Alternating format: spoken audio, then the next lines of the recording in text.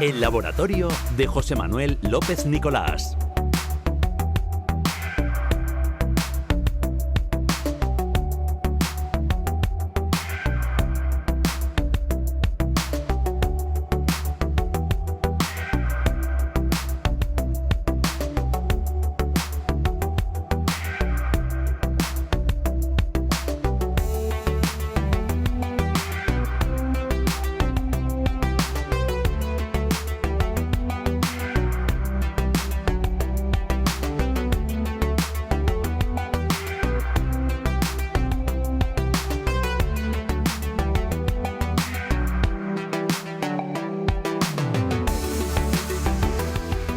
Nuestra cita semanal con la ciencia de la vida cotidiana, eso es lo que persigue, ya saben, el laboratorio de José López Nicolás, que me resulta tan raro saltarme el Manuel, ¿verdad? No, José que si no, Manuel no somos López amigos. Nicolás, ¿eh? Que si no, no somos amigos ya del saben, José. es el podcast de la SER que cada semana llega a nuestra página web de la mano del científico, docente y divulgador de la Universidad de Murcia, con el que nos adentramos pues en la ciencia y su aplicación a ámbitos de nuestra vida cotidiana. Pues sí, además vamos a hablar... Hola, José, ¿eh? Hola. Hola, ¿qué tal? Que digo que si no, no somos amigos tuyos. Si te No, llamo José Manuel, somos extraños prácticamente. A ver si me voy a meter en un lío porque el Manuel viene por mi abuelo. Lo que quiero decir que la gente no me llama José Manuel, pero me llamo José Manuel. Es que cuando en la radio pues suena mucho mejor. Sí, muy solemne, ¿no? José Manuel, eres científico, es que no sé. Eso Bueno, antes de entrar en antena, nos has comentado que este fin de semana has hecho dos cosas especiales. El sábado fuiste a ver el cortejo que recorrió las calles del centro de Murcia para conmemorar el primer entierro de la sardina que tuvo lugar en 1919, justo hace 175 años, tras la Primera Guerra Mundial. Y el domingo te acercaste a Cieza a ver la floración. Imagino que para contemplar ambos acontecimientos te pusiste esas gafas de investigador que te permiten ver el lado científico de la vida cotidiana. Así que vamos a empezar hablando de un alimento muy nuestro, muy mediterráneo y además muy presente en Murcia, que es la sardina. Porque más allá de la tradición y de las brasas, tiene mucho que contar desde el punto de vista nutricional y también de seguridad alimentaria. Así que vamos a empezar por lo básico. ¿Qué tiene la sardina para que siempre se diga que es un alimento tan completo? Pues efectivamente es uno de los alimentos más completos que existe. Ofrece una relación calidad-precio buenísima, y ahora hablaremos de ello, lo que se esconde detrás. Y desde el punto de vista nutricional es muy potente. Tiene proteínas de buena calidad. Cuando dicen proteínas de buena calidad, las proteínas están formadas por aminoácidos. Hay aminoácidos que son esenciales, es decir, necesitamos tomarlos de la dieta, porque no los podemos sintetizar nosotros. Y la sardina los tiene. Y también otros micronutrientes como vitaminas, especialmente del grupo B, fundamentales para la producción de energía, para la formación de los glóbulos rojos, para la síntesis de hormonas, y también tiene minerales. Dentro de las vitaminas también tiene liposolubles, las que no son solubles en agua, la A, la D, la E, y esos son importantísimos para mantener bien la piel, para mantener las mucosas, para el sistema inmunológico, para el sistema nervioso, para la visión. Es decir, cuando tiene un déficit muy grande de vitamina A, por ejemplo, los países asiáticos comen mucho arroz. Claro, sí. En el arroz falta vitamina A, y entonces hay muchos casos de ceguera, porque la vitamina A es indispensable para una buena visión. La sardina también no la aportan, ayudan a fortalecer los huesos porque los nutrientes que tienen favorecen la absorción del calcio. Es uno de los alimentos más completos que hay. O sea que no solo es un pescado barato y sabroso, sino que además viene cargado... Menos en junio. En junio para San Juan, la sardina baratica no tampoco está. Claro, se consume mucho, ¿no? Claro. Hay muchas, ¿cómo se dice? Espetos, ¿no? Los espetos. Sí. ¿No? O sea, ¿Hay demanda? Sí. Sí. Efectivamente. Perdona, Paco. no te preocupes. Digo, ¿qué pasa? Bueno, en junio, pues no sé, hay que comprarlas ¿Se pueden congelar las sardinas?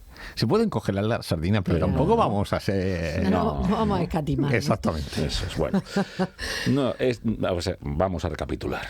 Es un pescado barato, menos en junio, es sabroso, viene cargado de cosas útiles para el cuerpo y en cuanto a minerales también aporta bastante, ¿no? Porque ¿qué encontramos ahí cuando comemos sardinas? Sí, y aquí quería pararme un poco, porque tenemos hierro, tenemos zinc, tenemos potasio, tenemos magnesio, todos esos, y muchos de ellos son muy relacionados con la formación de los huesos, con la formación de los dientes, participan en el sistema inmunológico, participan en el sistema muscular, pero hay uno en el que me quiero parar un poco, que es el fósforo.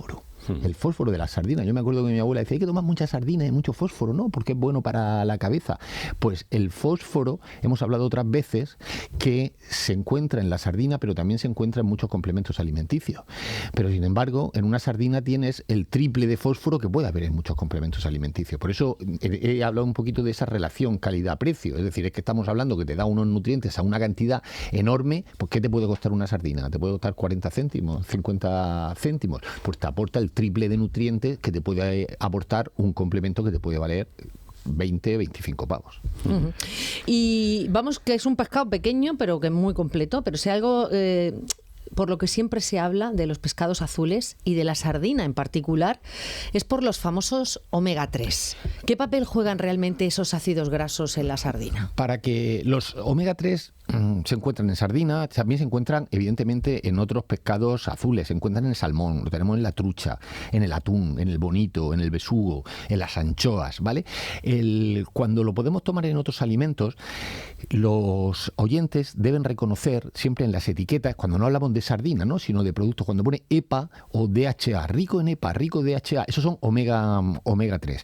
Los tenemos también no solamente en alimentos, no solamente en pescados, lo tenemos en frutos secos como puede ser las nueces, lo tenemos en el brócoli, en el cardo. Y fijaos que también lo tenemos ahora, los omega 3, en muchos alimentos funcionales enriquecidos. Por ejemplo, saben los oyentes que existen leches enriquecidas en omega 3. Sí. Esas leches enriquecidas en omega 3, que ahora mismo las tomamos tan normal y saben a leche, no hace muchos años, algunas empresas iban a la Universidad de Murcia a que ayudáramos a desarrollarlo, porque tienes que sacar el omega 3 del pescado y añadírselo a la leche. Pues durante mucho tiempo costó mucho elaborarlas porque la leche sabía mucho a pescado. Claro. ¿Por qué? Porque tenía el omega 3 que venía de ahí. Entonces, el desarrollo de la ciencia y la tecnología ha permitido poder tomar leches enriquecidas en omega 3 para aquella gente que no come mucho pescado o muchas nueces, pero sin embargo que tengan un perfil sensorial bueno. Y son buenas y son... Sí, es más, el omega 3, muchas veces hemos hablado de los nutrientes que no tienen ninguna alegación saludable aprobada. Sin embargo, esos dos omega 3 que he dicho, el EPA y el DHA, sí son buenos para determinadas cosas. O sea, que son muy recomendables. José, hasta aquí todo suena bastante bien para la sardina. Pero claro, en toda buena historia hay un pero, ¿no? Claro. En Murcia, cuando pensamos en sardinas, también pensamos en brasas, ¿no? Y ahí la cosa cambia un poco. En el cortejo del pasado sábado, la sardina llegó a la plaza de Santo Domingo, donde se le quemó, al igual que se hará en las próximas semanas el día del entierro de la sardina, ¿no?, en la plaza Martínez Tornel, donde terminan bastante tostadas. ¿Qué pasa desde el punto de vista de la salud cuando cocinamos esas sardinas a la brasa? Que la verdad es que como mejor sienta, pero claro. Y como más buenas están, Como más ¿vale? buenas están. Esos espetos de los que hablabas antes, sí, pero podemos tener un problema. Cuando nosotros cocinamos alimentos como la carne o el pescado, que son ricos en proteínas, y los ponemos a temperaturas muy altas, a la parrilla, a la plancha, o directamente, como lo hace mucha gente, sobre la llama, pues pueden formarse una serie de compuestos químicos que ya no son tan deseables como los que hemos hablado anteriormente. Entre ellas hay aminas heterocíclicas y un grupo de compuestos que se llaman hidrocarburos aromáticos policíclicos, ¿vale? Pues bien, estos últimos aparecen cuando hay una combustión incompleta de materiales orgánicos. Ocurre en el carbón, ocurre en el petróleo, en la gasolina, o incluso cuando se quema la propia grasa de un alimento sobre las brasas, que es lo que solemos hacer. Y ese nombre ya suena complicado, hidrocarburos aromáticos policíclicos. Correcto. ¿De dónde salen exactamente? Pues en realidad son un grupo de sustancias químicas, más de 100 diferentes, que se les conoce como ese nombre para englobarlas. Se generan cuando algo orgánico, un compuesto orgánico, se quema de forma incompleta. Esto ocurre también no solo en la alimentación, en procesos industriales, en incendios forestales, en sistemas de calefacción o cuando cocinamos, como es el caso, alimentos al humo o a la parrilla. Por eso aparecen en esas brasas de los pescados o de la carne. Aparecen también en alimentos ahumados o incluso por contaminación ambiental pueden llegar, que estén suspendidos en el aire y pueden llegar a los alimentos. ¿Y estos compuestos qué efectos tienen para la salud, José? Porque imagino que no estamos hablando, ¿no?, solo de un detalle sin importancia. No es sin importancia. De eso ya hay muchísimas evidencias científicas sobre el peligro que puede llegar a tener. Algunos pueden dar lugar a irritaciones en la piel, en los ojos. en contacto directo puede producir esa irritación en las mucosas, y si se inhalan podemos tener un problema. Pero cuando estamos hablando de alimentación, de ingerirlos, pues a largo plazo se han asociado esos hidrocarburos aromáticos con coagulación de la sangre, con efectos en el sistema inmunológico, y además se ha visto que pueden llegar a inducir a cáncer en animales de laboratorio, y que en humanos hay que limitar muchísimo la ingesta. Por ejemplo, el benzopireno. Pues el benzopireno es uno de estos hidrocarburos que está clasificado por la Agencia Internacional de Investigación sobre el Cáncer como un elemento carcinógeno. O sea, que hasta aquí tenemos un problema con la ingestión abusiva. Nadie piense que por tomar una sardina a la brasa le va a pasar algo, pero de forma continua sí que puede haber un problema. Mejor al horno, ¿no? Sí, pero tampoco sin pasarnos, ¿eh? Tampoco, sin llegar a tostarlos demasiado. Vale, entonces la pregunta que muchos oyentes estarán haciendo: ¿hay una cantidad segura de esos compuestos? ¿Hay una dosis diaria tolerable o recomendable? Normalmente, cuando se habla en un alimento de una cantidad diaria tolerable, se calcula como la cantidad de una sustancia que una persona podría consumir todos los días sin que haya un peligro para la salud. Pero para estos hidrocarburos aromáticos policíclicos no existe una cifra segura, precisamente por el potencial carcinógeno ese que tenemos, por lo cual no se ha establecido ni se va a establecer una cifra que tú puedas consumir todos los días sin riesgo de nada, porque no la hay. Entonces, José, déjame que te pregunte, ¿cuál es la mejor forma de tomar sardinas? ¿En conserva? A la brasa. A la brasa. El tema, si las tomamos en conserva, perfecto, ¿vale? Pero si queremos tomarlas a la brasa, pues existen una serie de recomendaciones. Pensad que la Agencia Europea de Seguridad Alimentaria utiliza un enfoque llamado margen de exposición, que es distinto a la cantidad diaria tolerable. Es un indicador que permite estimar el posible riesgo, aunque no digamos cuál es la dosis segura. Según el comité científico que forma parte de esta agencia, cuando el consumo de estos alimentos es ocasional, pues el margen de exposición, que es el término que ellos utilizan, es superior a 10.000. Eso significa que de forma ocasional, nuestros oyentes que tengan claro que tomar sardinas o otro pescado a la brasa o una carne a la brasa no va a suponer ningún peligro. Pero cuando el consumo es frecuente, ese margen puede bajar de 10.000 incluso a bastante menos. Y en ese caso, el riesgo ya no se puede descartar absolutamente ni muchísimo. O sea que la clave, como casi siempre en nutrición, está en la frecuencia y en cómo se cocina, ¿no? Sí. Para terminar este apartado dedicado a nuestra querida sardina, ¿qué recomendaciones prácticas podemos seguir si nos gustan las sardinas a la brasa? Pues como en mi caso, y hay medidas sencillas, fáciles de aplicar y que evitan muchísimo el riesgo. Por ejemplo, ya hemos dicho de no abusar del consumo frecuente de alimentos ricos en proteína, me da igual que esa sardina o otro tipo de carne, y que lo estemos sometiendo a temperaturas muy altas. Segundo, pues intentar que el alimento no esté directamente sobre la llama o sobre las brasas. Lo puedes poner de forma lateral. Cuando estamos haciendo la barbacoa, pues que mucha gente lo pone por las prisas para que rápidamente lo pones en un lateral y no pasa nada. También ayuda a reducir el tiempo de cocción, no esperar tantísimo tiempo, girar en este caso la sardina con frecuencia para no tenerla, para que no le esté dando la llama continuamente a la misma parte. Y hay algo que también es muy importante, que es antes de consumirla, pues quitar cualquier parte que esté ennegrecida, que esté quemada. O sea, que nosotros podemos seguir disfrutando de la sardina, pero teniendo un poco de cabeza sin convertirla en carbón, gracias a todos estos consejos.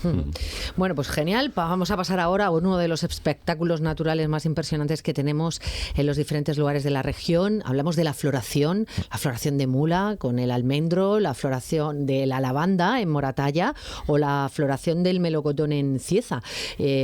Ahí lo has disfrutado todo este fin de semana. El punto principal para admirar los frutales, los melocotoneros, los almendros que tiñen el paisaje de rosa y blanco, pero también en otros lugares como el Valle de Ricote, Blanca, Barán, Mula, como veníamos hablando. Bueno, cada año entre febrero y marzo miles de personas se acercan a ver esos campos llenos de color, pero hoy queremos mirarlo con otros ojos científicos, los de José López Nicolás. Así que vamos a empezar por el principio. ¿Qué es exactamente lo que ocurre durante estas semanas? Pues es realmente espectacular y estábamos diciendo, esto atrae un mogollón de gente, ¿vale? Pero además que hay rutas y es maravilloso. En Cieza, que es donde yo estuve, existe, aunque otros años he ido a Mula, he ido a Moratalla, he ido al Valle de Ricote, nunca me lo pierdo. Entonces, en Cieza hay 13.000 hectáreas de frutales de hueso y entre febrero y marzo es cuando se produce esa floración, ¿vale? Es decir, los árboles empiezan a generar flores casi al mismo tiempo y el paisaje es ese que conocemos y que se transforma transforma completamente. Aparecen tonos rosados de las variedades de melocotón, los blancos y a veces ligeramente amarillentos de los ciruelos, de los almendros, de los albaricoqueros, y el verde de las hojas de los árboles que ya han florecido. Realmente lo que hay allí es una explosión de color, que son todas estas fotografías que estamos viendo ahora en las redes sociales. Y claro, con ese paisaje no es raro que cada año lleguen turistas de todas partes, como bien indicas, José, para verlo. Pero una cosa es disfrutar del paisaje y otra entender qué está pasando realmente en esos árboles, porque muchas veces vemos las flores, nos parecen preciosas, pero no pensamos en cómo se forman. ¿Es un proceso sencillo para la planta? No. De hecho, nosotros acostumbramos a ver la flor y decimos, bueno, pues ya ha florecido. No, pero en realidad generar una flor es uno de los procesos más complejos y donde intervienen más sustancias que hay en la naturaleza. Y hay una disciplina científica que se encarga de ello, que es de explicarlo, de conocerlo, que es la biología molecular. Los científicos han empezado a descifrar desde hace no tantos años las bases moleculares de la floración. Y hoy sabemos que la planta, cada planta es un mundo diferente, tiene una red compleja de señales internas que indican a la propia planta cuál es el momento especial y preciso para poder florecer. Y estos son señales que se mandan la planta de una parte a otra hasta que dice ahora, y entonces se dispara. O sea que la planta no florece porque sí, sino porque recibe una especie de orden interna. Tienes que florecer. Pues, ¿y quién da esa orden dentro de la planta? Pues un pequeño grupo de genes. Hay unos genes que se llaman integradores florales. Y aunque una planta tiene miles de genes, solo hay unos que actúan, por decirlo de alguna forma, y que los oyentes, para explicarlo bien, como interruptores, ¿no? Son los que dicen, a partir de ahora, cuando esos genes se activan, porque muchas veces los genes están ahí, pero no ya llegan a producir proteínas, no llegan a codificar proteínas, entonces quedan inactivados por muchos temas. Pero cuando se activan, pues se ponen en marcha una cascada de reacciones moleculares que ya no tiene vuelta atrás y que al final dará lugar a la flor. Esa cascada está organizada en diferentes anillos, en los sépalos, en los pétalos, en los estambres, en los carpelos. En toda la parte de la flor existe una serie de moléculas que reaccionan ante esos integradores florales una vez que el interruptor se ha encendido. Es curioso pensar que todo ese paisaje de flores empieza realmente con unos cuantos genes encendiéndose. Pero claro, la planta tendrá que saber cuándo es el momento adecuado del año para activar esos genes. Claro, y entonces ahí entran en juego los fotorreceptores. Las plantas tienen en sus tejidos pues unas moléculas, esas moléculas son capaces de detectar con mucha precisión la luz que reciben, por eso se llaman fotorreceptores. La intensidad de la luz, pero no solo si es más intensa o menos intensa, sino la longitud de onda exacta de la luz que le está llegando. Y gracias a eso pueden distinguir muy bien en qué estación del año están. La planta lo sabe, por eso, no es que la planta esté pensando, evidentemente, pero el estímulo que recibe es el que dice, esta es la estación en la que hay que Esta empezar. es la señal. Correcto, y empieza a desencadenarse todas esas señales. La luz del invierno, pues todos lo sabemos, no es igual que la luz de la primavera. Cuando detecta la planta que la luz es adecuada, se activa ese sistema interno conectado con los integradores florales, que son el interruptor, y empieza ya la floración. O sea que las plantas, en cierto modo, leen la luz para saber en qué momento de año están, ¿no? Pero no solo dependen de la luz, ¿verdad? También tienen algo parecido a un reloj interno. Como tenemos los humanos. Tenemos nosotros. Como a veces hemos hablado de la cronobiología, ¿no? De nuestros ritmos circadianos. Pues bien, las plantas lo que tienen son relojes celulares. Son sistemas internos que funcionan con ciclos de aproximadamente un día, de 24 horas. Gracias a ellos, cada célula puede anticiparse a los periodos, sabe cuándo va a llegar el periodo de luz, cuándo va a llegar el periodo de oscuridad. Y ese mecanismo está relacionado con lo que se llama el fotoperiodo. El fotoperiodo es la duración que tiene el día y la duración que tiene la noche. Según cómo respondan a ese fotoperiodo, pues las plantas se clasifican y se le conocen en botánica como de día largo, de día corto o neutras. Por ejemplo, plantas como el rábano, como el tabaco, florecen únicamente cuando los días empiezan a alargarse, mientras que otras, como el arroz, pues únicamente cuando los días empiezan a acortarse, y ellos, las personas, las plantas lo saben. Y luego están las que van a su aire, ¿no? A su bola, como la patata o el pepino. Claro, ¿no? estas da igual. Que no dependen tanto de ese ciclo. Además de la luz y de estos relojes internos, ¿también intervienen sustancias químicas dentro de la planta, José? Claro, porque al final, como siempre, las plantas, como nosotros, pues estamos integrados por moléculas químicas, y en el caso de las plantas existen las hormonas vegetales, y esas hormonas vegetales tienen un papel muy muy importante en muchos procesos de la planta y evidentemente en la floración, que no es una excepción. Un ejemplo claro de esas hormonas vegetales son las conocidas giberelinas. Esas son hormonas, y hormonas que están directamente relacionadas con la aparición de flores. De hecho, su presencia puede favorecer la floración incluso cuando otros estímulos ambientales no están presentes. Pero hay otro factor que en agricultura se menciona mucho, que es el frío del invierno. Se dice mucho que algunas plantas necesitan pasar frío para florecer después. ¿Qué hay detrás o qué hay de verdad en eso? Claro, eso es verdad, y ese proceso se llama vernalización. Muchas especies vegetales necesitan haber pasado un periodo prolongado de bajas temperaturas antes de poder florecer. El frío no obliga a la planta a florecer, pero sí le permite hacerlo cuando el resto de las condiciones son favorables. Pues a nivel molecular ocurre algo muy interesante. El frío inhibe un gen llamado FLC. Ese gen produce una proteína que bloquea la floración. Cuando el frío lo desactiva, pues la planta queda liberada y puede iniciar el proceso de las flores. Pero claro, eso también justifica por qué a veces hay la floración es antes o es después, porque depende también de la temperatura que haga, si se inhibe o no. O sea que el invierno, en cierto modo, quita el freno más que impide que aparezcan las flores, aunque hay también otros elementos, ¿no?, que en este proceso de floración. José López Nicolás, muchísimas gracias. Qué interesante, ¿verdad, sí. Ruth? Me ha encantado, porque claro, nunca me había parado yo a pensar pues en todo ese proceso para que el árbol suelte las flores. Frío, hormonas, relojes celulares, los interruptores, señales moleculares, todo eso, la biología celular ayuda a descubrir el por qué existe ese precioso y maravilloso paisaje que nosotros vemos en la floración. Además todos los años. Hectáreas y hectáreas y hectáreas, qué maravilla. Muchas gracias. Gracias, ya José. Sabemos, comemos sardina de forma tranquila y nos vamos a ver a Cieza o a Mula o a Moratalla o al Valle de Ricote luego la floración. Venga, muchísimas gracias y a ustedes hasta mañana, cuídense.